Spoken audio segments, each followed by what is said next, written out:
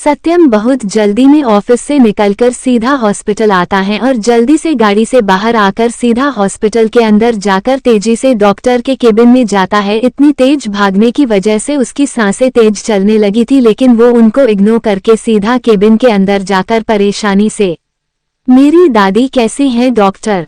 Doctor सत्यम को ऐसे हाफते और परेशान देखकर बैठने को बोलते हैं तो वो बैठ जाता है। अब सत्यम थोड़ा रिलैक्स फील कर रहा था। वो डॉक्टर से बेचैनी भरी आवाज में, प्लीज डॉक्टर मुझे बता दीजिए कि मेरी दादी कैसी हैं। उसकी आवाज में नमी थी। डॉक्टर सत्यम को ऐसे परेशान देखकर शांति से, देखिए मिस्टर सिन्हा, मैंने पहले ही आपको उनकी कंडीशन के बारे में सब कुछ बताया हुआ है। एक तो वो हार्ट पेशेंट हैं और ऊपर से उनको डायबिटीज भी है। उनके लिए किसी भी बात का स्ट्रेस बहुत ज्यादा ही खतरनाक साबित हो सकता है। अगर ऐसे ही वो स्ट्रेस लेती रहेगी तो सॉरी टू से उनको हार्ट अटैक की प्रॉब्लम हो सकती है और इस उम्र में उनकी बॉडी ये सब चीजें सह नहीं पाएगी। डॉक्टर की बात सुनकर सत्यम के माथे पर बल पड़ जाते हैं। उसका चेहरा बिल्कुल पीला पड़ गया था। वो जैसे तैसे अपने आंसू रोके डॉक्टर की बातें सुन रहा था। उसकी कुछ बोलने की हिम्मत ही नहीं हो रही है। उसकी जुबान उसका साथ नहीं दे रही थी। उनको हर तरह के स्ट्रेस से और परेशानी से दूर रखें। जितना हो सके उनको खुश रखें, वरना जो आज होते होते रह गया वो कभी भी हो जाएगा। सत्यम का पूरा मुंह उतर गया था। दुनिया की नजरों में कठोर और पत्थर दिल सत्यम बस यही आकर कमजोर हो जाता था। अपनी दादी के लिए सत्यम वो मोम था जिनकी एक परेशानी उसको पिघला देती थी। और हो भी क्यों न, बचपन से लेकर अब तक सत्यम की लाइफ सिर्फ अपनी दादी के इर्द गिर्द ही घूमा करती थी। सत्यम डॉक्टर से हल्की नम आवाज में, अब मेरी दादी ठीक तो है ना? मैं आगे से आपकी हर बात का ध्यान रखूंगा। हाँ, अब उनकी हेल्थ स्टेबल है।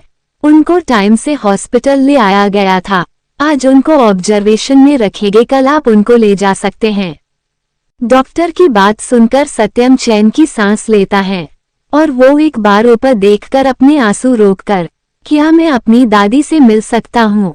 हाँ, अब आप उनसे मिल सकते हैं। अब तक तो उनको होश भी आ गया होगा। डॉक्टर की बात सुनकर सत्यम उनको थैंक यू बोलकर दादी के केबिन में आ जाता है।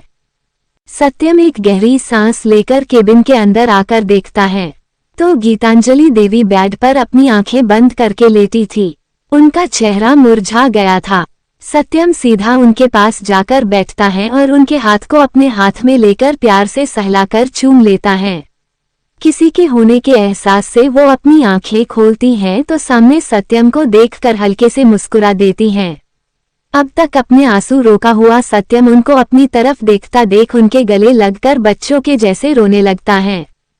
गीतांजलि जी उसको ऐसे बच्चों जैसे रोता देखा उसके बालों को सहला कर धीमे से, सत्यम मैं ठीक हूँ बेटा, देख बिल्कुल ठीक हूँ, कुछ नहीं हुआ मुझे। सत्यम उनको टाइटली हग करके बच्चों जैसे उनके चिपका सिसक रहा था। वो उसकी पीठ सहलाकर हल्के से हंसकर धीरे से, अगर बाहर किसी को पता चला कि मनाली का राजा ऐसे बच्चों के जैसे रो रहा है तो सब हंसेंगे तुझ पर। सत्यम उनसे थोड़ा दूर हटकर अपने आंसू साफ करके, मुझे किसी से कुछ फर्क नहीं पड़ता। कोई मेरे बारे में क्या सोचता है क्या बोलता है मुझे कुछ फर्क नहीं पड़ता। मुझे अगर फर्क पड़ता है तो सिर्फ आपसे। फिर से थकी सी आवाज में, आप अपना ख्याल क्यों नहीं रखती? आपको पता है न कि अगर आपको कुछ हो गया तो मैं नहीं रह पाऊंगा आपके बिना। अपने लिए न सही मेरे लिए ही अपना ख्याल रख लिया कीजिए, कहकर उनके हाथों को अपने हाथ में लेकर अपने माथे से लगा लेता है। डॉक्टर ने कहा है आपको किसी बात का स्ट्रेस नहीं लेना है। आप किस बात का इतना स्ट्रेस ले रही हैं? गीतांजलि देवी उसको देखकर गहरी आवाज में, तुझे नहीं पता मुझे किस बात का स्ट्रेस है। सत्यम उसकी बात सुनकर आश्चर्य से उनको देखता है, फिर उनकी बात समझते हुए, क्या दादी माँ ये सब बातें करने का ये कोई टाइम नहीं है, अभी आपको आराम की जरूरत है। प्लीज आप आराम कीजिए, मैं तब तक डॉक्टर से आपकी दवाई और खाने पीने का पूछ कर आता हूँ। इतना कहकर सत्यम बाहर आ जाता है और वो भी अपनी आंखें बंद करके आराम करने लगती हैं। अगले दिन सत्यम उनको घर ले आता है। उसने ऑफिस न जाकर घर से ही काम करके का फैसला लिया था। उसने ऑफिस में सबको इन्फॉर्म कर दिया था। वो वहां लगे सारे कैमरा को अपने फोन से कनेक्ट कर लेता है, जिससे वो घर बैठे बैठे ही सब पर नजर रख सके। उसने कृतिका को भी कह दिया था कि उसकी जो भी मीटिंग्स हो उनकी डिटेल्स वो उसके फोन पर भेज दे। इस बात को थोड़े दिन बीत गए थे और गीतांजलि देवी की तबीयत भी धीरे धीरे ठीक हो रही थी। एक दिन सत्यम कृतिका को फोन कर कोई इम्पोर्टेंट फाइल घर लाने को कहता है।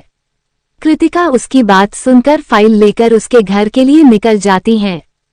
सिन्हा मेंशन। कृतिका जैसे ही सत्यम के घर के बाहर आती हैं, उसकी आंखें हैरानी से बड़ी हो जाती हैं। बड़ी हो भी क्यों ना, सिन्हा मेंशन बाहर से जितना सुंदर था उतना ही अंदर से भी। कृतिका जैसे जैसे अंदर आती है उसके होठों पर मुस्कान आती जाती है। वो अंदर आकर बेल बजाती है तो काका गेट खोलते हैं। किसी अनजान चेहरे को देखकर वो उससे पूछते हैं कि किससे मिलना है, तो वो सत्यम का नाम लेती हैं और उसके ऑफिस से आई हैं कहती हैं। काका उसको अंदर बुला लेते हैं। कृतिका अंदर आकर चारों तरफ देख रही थी।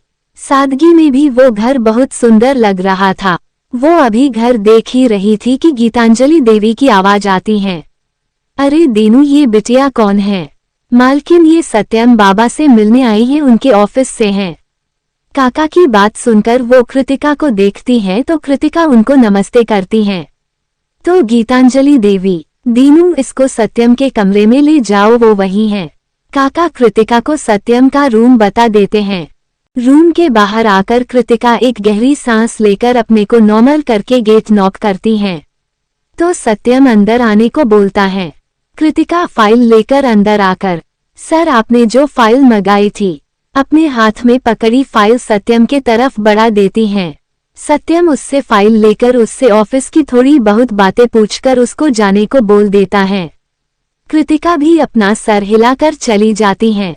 अब ये आए दिन का हो गया था कि किसी न किसी बहाने कृतिका का सिन्हा मेंशन में आना जाना लगा रहता था। अब उसकी और दादी की भी आपस में बहुत बनने लगी थी।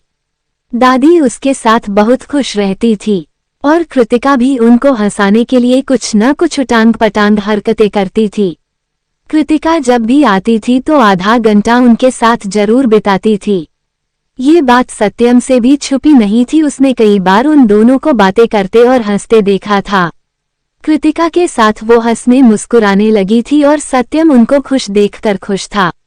उसको लगने लगा था कि वो उसकी शादी की बात भूल गई है, पर वो ये भूल गया कि वो उसकी दादी हैं।